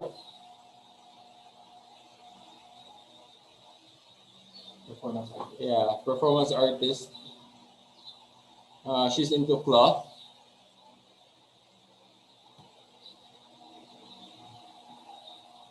This is Chris Milan. He converted the studio's gallery into a kind of his own studio or his personal studio at home. This is Ivan working with Ivan Saldariaga working with mineral waters and plastic bottles, converted them into coral abstract forms. This is Russ Libkas. He did the performance art. This is also Jello. So basically, the space is the collective runs a studio space. You have your own artist studios, and you have a gallery that welcomes young experimental artists who don't have their own studio spaces, and you provide them a residency program where they can experiment with different art forms, and at the end of the residency program, come up with an exhibition. right? Yes. And so the beautiful thing about this one is that you guys, because you live there and you are there, they can actually interact with you, and the kind of community building around art. So there's a conversation and dialogue, and I think that local artists, you're raising what's art for them. Yes. So, and it's a really interesting platform wherein you yourselves as artists can have someone very different from your own practices also live with you, disrupt your own understanding of what art for you is, diba? Inana siya ang, so karon Mark, how productive do you think is the program to your own practices, and how it has kanang pagpabuhi sa atuang mga batanon, especially the batanon? So basically, the program opened us to different styles of other artists working with different medias and mediums. So that influence our work. And the community also, the residency program also encourages community interaction. So we encourage artists who are in the residency program to mingle or immerse themselves with the community, especially the young kids there. So kids would visit there, would see new styles of art forms. Yeah. So I remember it's not just you are not just opening your doors to artist practitioners, but also the community. Yes. So I remember distinctly that some of your neighbors would donate materials for Chris's work, or some of the students would ask you to draw for their assignments, right? Yes. And to do their projects. So it's really interesting how the studio, the collective, has become part of the local community, not just the bigger art scene, but the local community in the neighborhood. So I think let's proceed with the next question.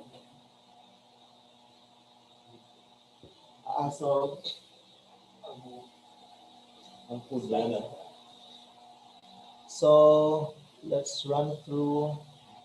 So Mark, like when I initially shared to you the VIVA project, we met. I went up to your studio, to the Solitario 5, and then showed to you the proposition, the Kalibutan, the world in mind. So we teased out a lot of things that could happen, a lot of possibilities that we can create for the project. And then we talked about it, and then we focused on we identified a direction. Can you please show us how you responded to it, and what the direction of the Kalibutan, your response to the Kalibutan, the world in mind? So perhaps we can just, for the interest of time, we can just proceed directly to number 3. Okay. Your initial ideas on what production you want to make, or the direction for the project. So what's your initial response to the Kalibutan, the world in mind, and then what kind of work do you want to share for the project? So being the pandemic became a global collective experience, we wanted to show our own city and how it went through because the city wasn't prepared actually, or even the whole country. So when Cebu went into lockdown, it wasn't really taken in as something big. But then the cases of COVID cases started to rise up, and now Cebu was actually at the epicenter of the whole solar system, like what Miss Bambi said. So because of that, Manila generals were sent in to help out.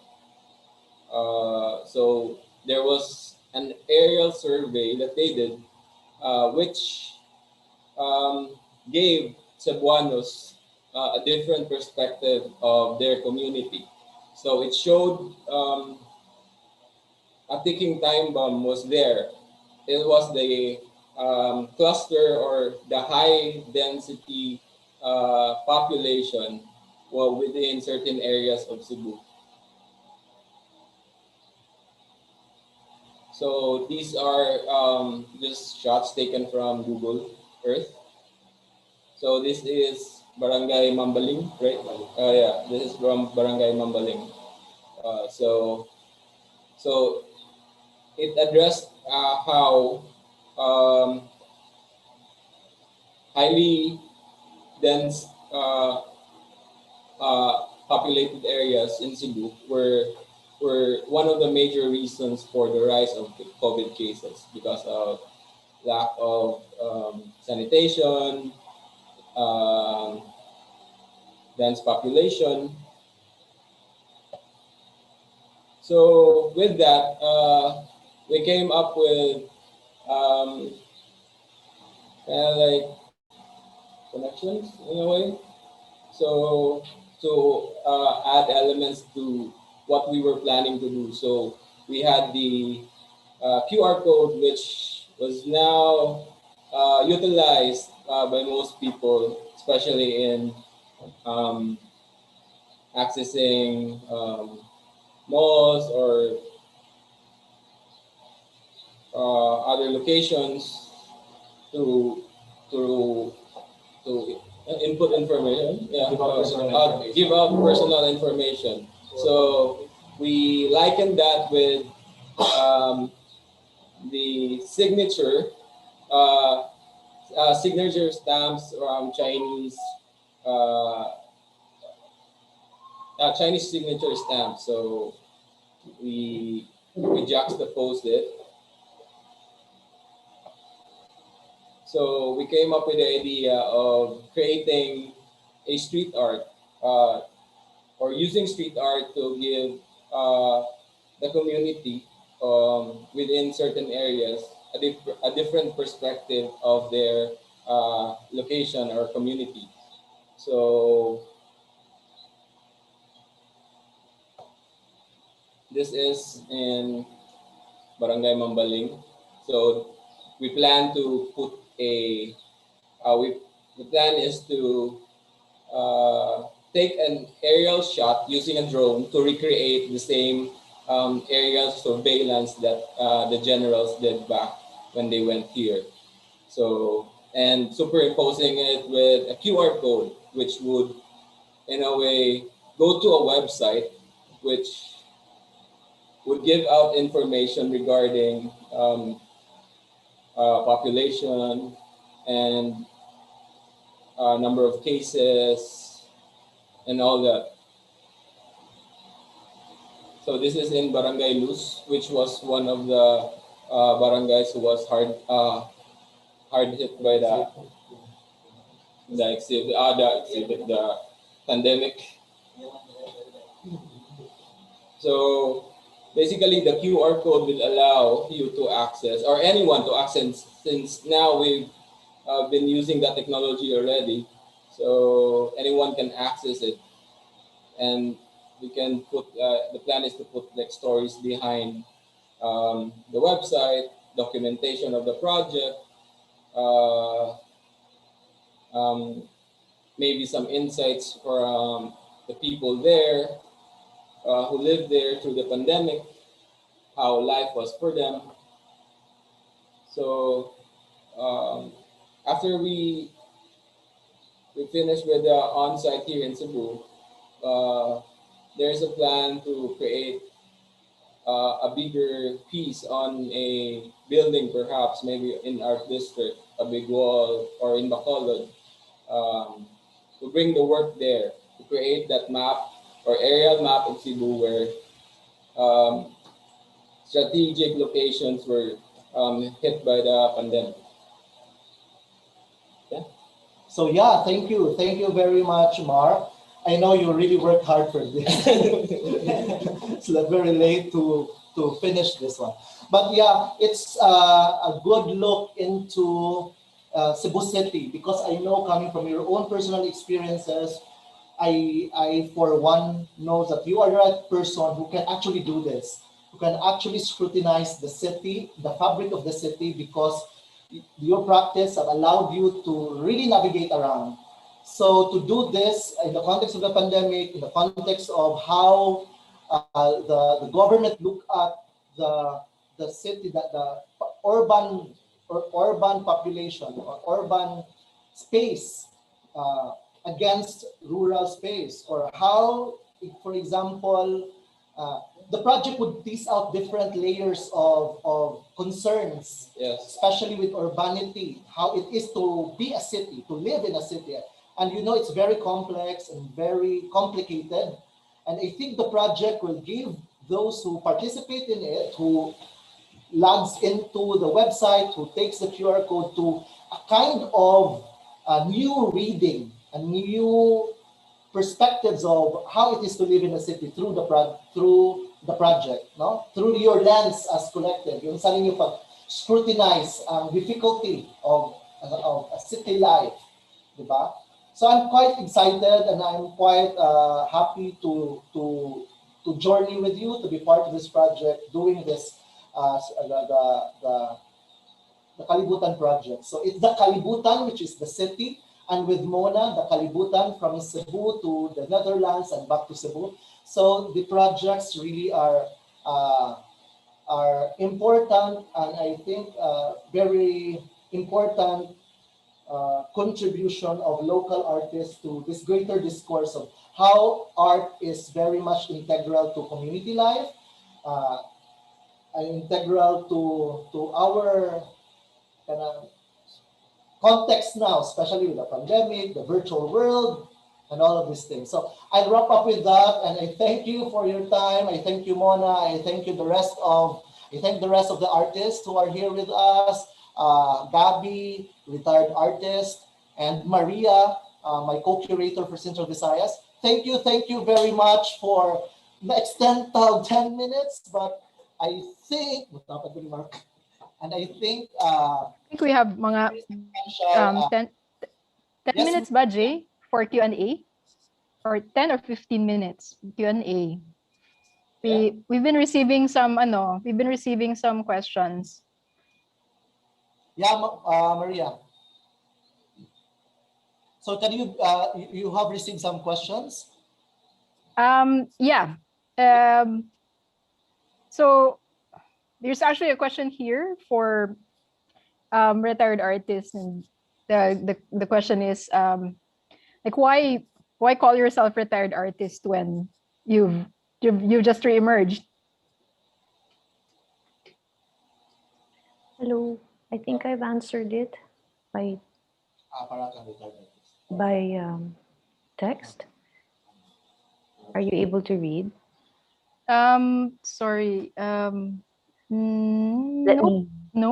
Let me read it na lang. Thank you, Okay. for that question. No? And I get this question all the time, and it's a house joke. Don't take this seriously. Come on.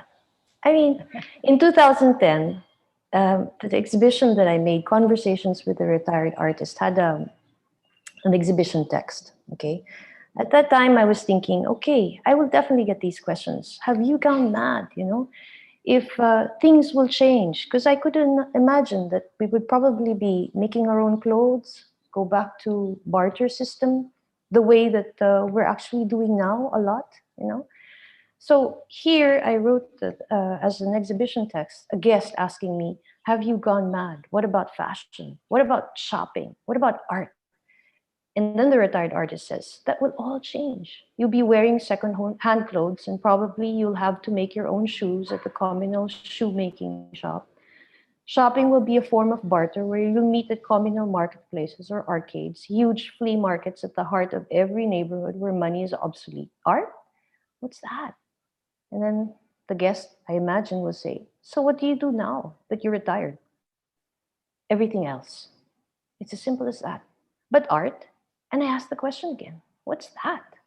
It gives me pleasure to be planting carrots at the moment in Dumaguete City, which I might use for Harano 14. And I would be the first to question my practice as art. I would be the last to actually call it as art. And I think I am a retired artist because I am not doing art at the moment. I'm grateful for Viva 2020 to consider this with me. Thank you.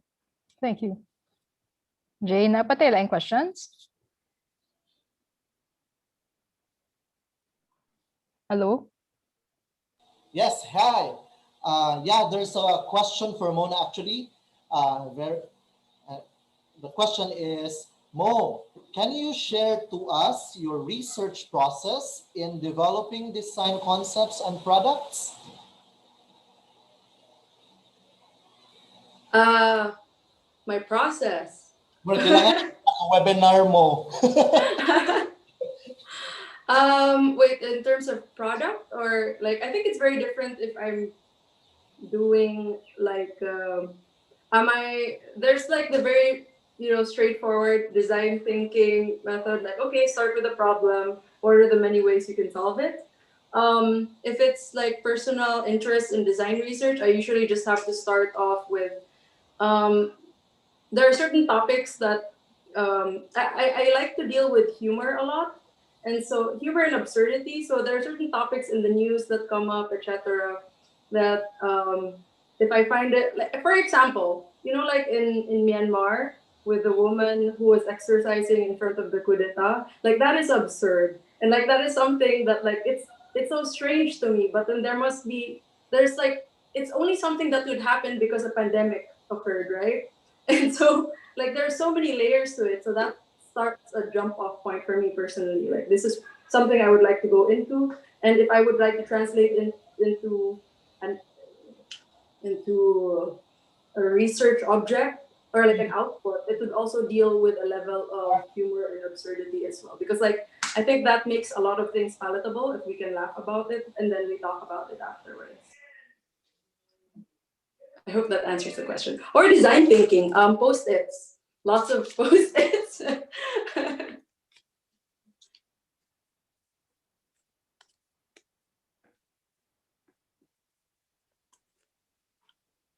Oh, your mic is subject. Thank you, Mo. I know talking about design process is very. It can be very elaborate. It can be very simplistic, but there's a lot of ways to do it. And if you're a student, please, if you want to know Mona's process, be a product design student. Enroll. Or just message me. Just message me, and then we can talk about it also. I don't mind. True. Last question, perhaps, for Solitario Cinco. The question is, there are 4 of you. Is it hard to decide on creative directions? I would say not really. Although we have different ideas and we have our own aesthetics on how we do our art, living together helped us sync our idea, decision making as to creating projects. Like especially during the pandemic, early days of the pandemic, we were stuck in the studio for many months, and well, we learned a lot from each other, and we learned how each other's head works or how they construct their ideas. So in a way, it just flowed with us. Yeah, and given that we had that background with the streets, murals, stickers, graffiti, organizing events, that also helped us. Okay, yeah. I think Sorry. important thing there is you have bonded very well way back pa. You started as young artists going out to the streets, reclaiming the streets yourselves. And I think that kind of background has allowed you to listen to one another, respect one another's point of view, and allow you to proceed to directions which are very to good directions for your practice. So yeah, Maria, do you want to add something? Yeah, there's one more. May time pa ba for one more question? There's a chat box question for Gabi. Okay, I think Maria, we should have Gabi also para tag-iisa sila. Yeah, so there's a question from the audience, Gabi, and it's do you consider your art cultural as it is personal? I feel like this might be a question about, like how much you think about your, I don't know, like division in the creation of culture versus,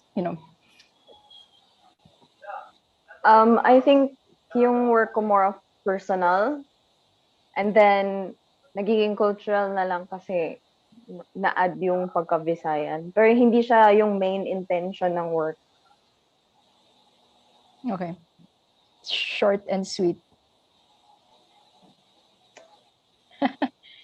Okay. I think we might not have any more time here. So, mo extra na ta, Jay? Yes. We're running out of time. Yes, thank you very much for joining us this morning. It's really good to see one another in the Central Visayas Artists because Maria and me, we've been coordinating, we've been talking a lot as curators, but this is the first time actually that our artists are here together, and perhaps we can create some more Zoom meetings where we can talk and interact with one another, because like we have very limited time to share stories. Yeah, and of course, please follow the website of VIVA, because it's through the website that we will share the processes, some incremental release of the things that, or updates of the things that the artists are doing. So yeah, see you there, and please follow also the Facebook page of the VIVA ExCon. So yeah, thank you very much, our VIVA organizers, Miss Jade, the Secretariat, Sir Patrick, of course, we've seen that Sir Patrick is here with us this morning. Hi Patrick. Hi Patrick. Before we go, we also want to thank the interpreters from the Benilde School of Deaf Education and Applied Studies, Noemi Lacambakal, and Tess Buenaventura. And we have a next VCon. I'm gonna flash the slide here now. Can we have the information about the next one? Yeah, so on the 27th, we have part 1 of Biennales in the New Normal Age, and part 2 of Island Special. So I hope you all can come back for that and join us then. Okay, thank you very much. Wala na si Manny J, he had to leave, so panta. May ibang appointment pa. Yeah, okay. So thank you everyone. May hapon na. Thank you very much. May paliod ko, mga on na ta. Thank you kayo sa tanang artists for joining us here. Mona, Solitario 5, hello. Hello. Hi Gabi, retired artist. Thank you. Thank you kayo. See you soon. Thanks, guys. Bye. Bye. Okay, bye. Bye.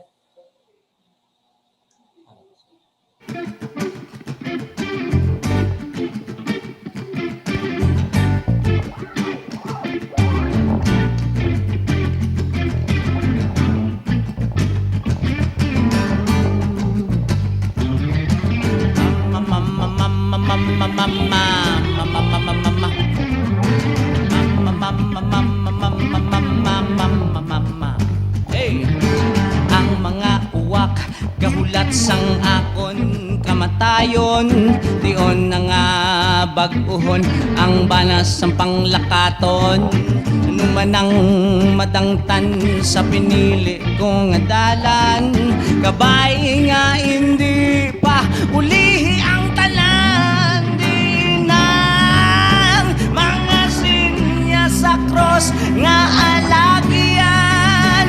Ang talagog talang-talang, nagtalang-talang, gatalang-talang, dapa-dapanaga padayon sa panglakaton.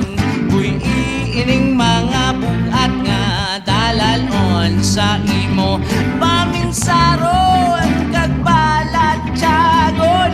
Uy iining mga bugat nga dalalon, nga dalalon, nga dalalon. Dali na kay maimo ta sang bag-o nga kalibutan. Ako namigo gugma ang hari sa duta ray ng kalibayan. Ako nga abiyan magiliuso sa kausa sang kahilwayan. Peace be with you, man. Right.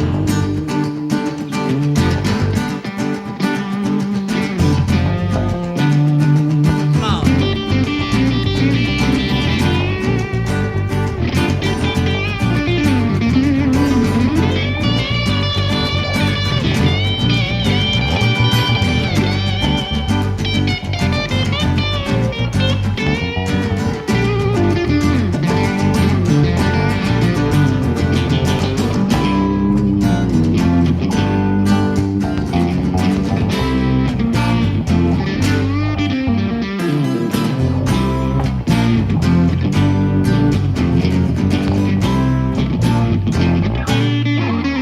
All right.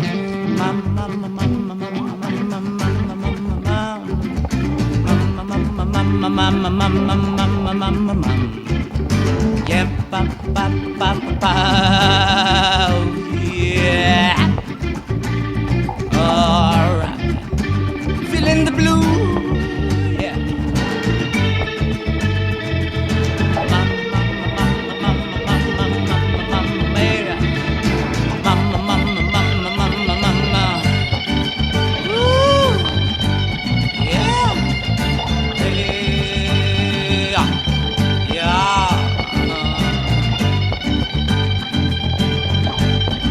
Abyan ko sa ining tinion.